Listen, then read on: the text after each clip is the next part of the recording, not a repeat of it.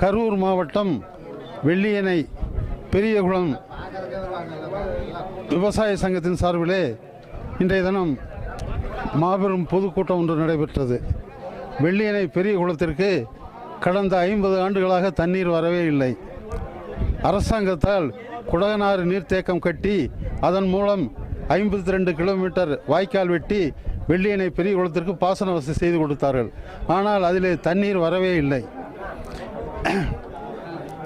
தற்பொழுது இதற்கு மாற்று ஏற்பாடாக மாயனூர் கதவணையை உயர்த்தி அதிலே இருந்து பம்ப் செட்டு மூலம் தண்ணீரை கொண்டு வந்து வெள்ளியணை பெரியகுளம் பக்கத்தில் இருக்கின்ற எல்லா ஊர்களுக்கும் உள்ள குளங்களுக்கு தண்ணீர் நிரப்புவதற்கு ஒரு திட்டத்தையும், ஜேடர்பாளையத்திலே அணை கட்டி தாதம்பாளையம் பெரிய குளத்திலே தண்ணியை கொண்டு வந்து அதன் பிறகு அதன் மூலமாக வாய்க்கால் கொட்டி வெள்ளியணை பெரியகுளம், உப்புடமங்கலம், வீரராக்கியம், வளையல்காரம்புதூர், பஞ்சப்பட்டி வரையிலே உள்ள எல்லா குளங்களுக்கும் தண்ணீர் வசதி கிடைப்பதற்கு ஆவணம் செய்ய வேண்டும் என்று அரசாங்கத்தை கேட்டுக்கொண்டு தீர்மானம் நிறைவேற்றியிருக்கின்றோம்.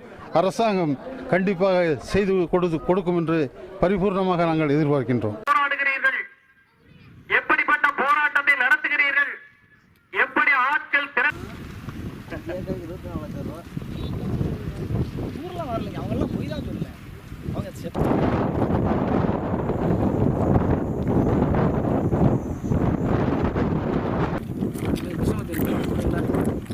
சிங்கிள் போறியா?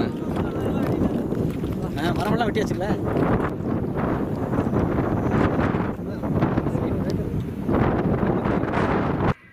நாங்கள் எல்லாம் சிறை சென்ற பொழுது எங்களுக்காக இந்த நோம்பிகளை எல்லாம் இந்த கிராமத்து மக்கள் எங்களுடைய வீட்டில் இருந்து ஆரம்பமாக இருந்த வெள்ளியணையிலே இன்றைய தினம் எங்களுக்கு பாசன வசதி செய்து கொண்டு பின்னாலே வருகின்ற நமது சந்தையினர்கள் வளமான ஒரு வாழ்க்கையை அவர்கள் வாழ முடியும். மனநிலையில் இருக்கின்ற வரைக்கும் நான் வெற்றி பெற முடியுமா? தண்ணீர் கொண்டு வர முடியுமா? இந்த தண்ணீர் பிரச்சனை என்பதை அரசியலுக்கு அப்பாற்பட்டு மணல்ல வந்து ஒரு கிலோமீட்டர் மேற்கு வந்து கரையை உயர்த்தணும். இப்ப பானை வடிவத்துல கரையை அந்த அணையை உயர்த்தும் பொழுது என்ன ஆகும்? போராட்ட களத்திலே இறங்கிவிட்டால் என்ற எண்ணம் வந்ததின் விளைவாக இலவச மின்சாரம் நமக்கு கிடைத்திருக்கு. அனைவருக்கும் நன்றி. அதாவது இந்த கூட்டம் எப்படி ஆரம்பிச்சுன்னா, சாதாரணமா